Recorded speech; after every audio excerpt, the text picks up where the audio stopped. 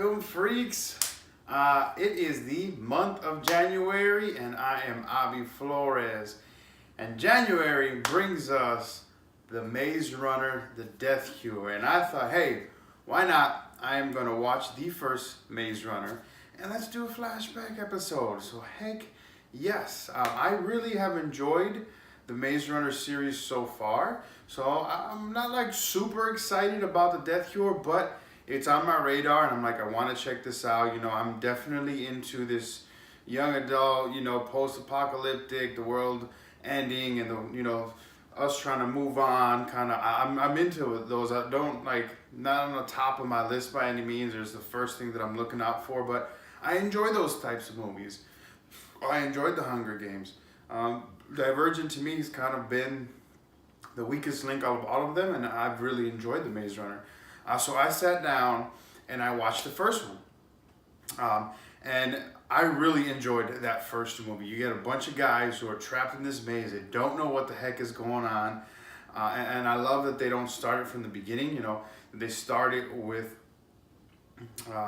Thomas and how he, you know, just his experience waking up and you know, getting these clues little by little, trying to figure things out, what's going on. And this girl arrives, and you know, then they have the grievers, and then he becomes a runner, and there's this tension between the guys between him. You know, he's new, he's such a go-getter. You know, some of the guys are with him, other guys are like, dude, you need to calm down. You know, we've had these rules, and we have our leader kind of set in place. Let's just sit this thing out.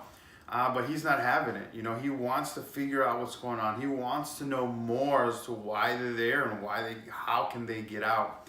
So I just really dug into it. You know, I really, from the first time I watched it and just rewatching it now, like I get so sucked into it, into his character. I really like what they show from him.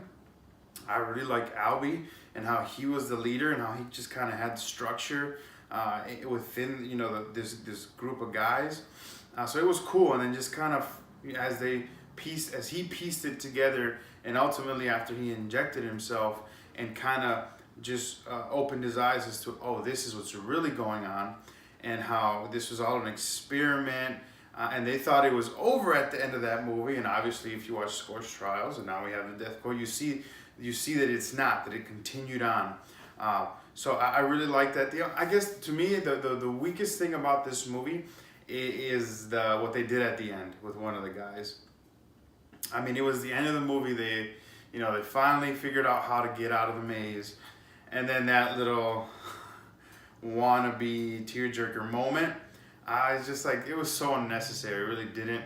I mean, the relationship I think his name was Thomas. If it's not Thomas, I'm gonna look like an idiot. But that he had, you know, with the other kid, you know, it just wasn't there for that moment to really carry much weight.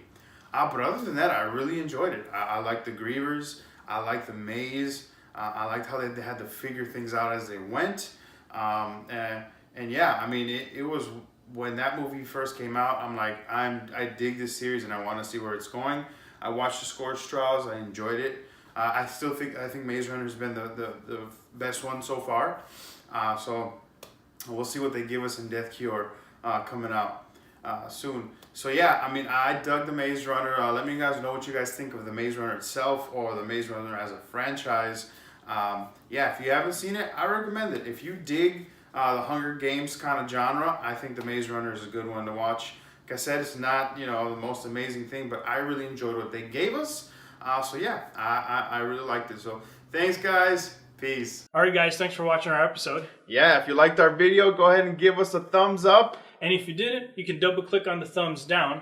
Otherwise, don't forget to subscribe, comment, share, and like. Right on. And check us out on our other social media outlets at Instagram and Twitter. And please tweet us at FF Media News. Or you can engage with us through our email at ffmedianews@gmail.com. All right. Thanks, guys.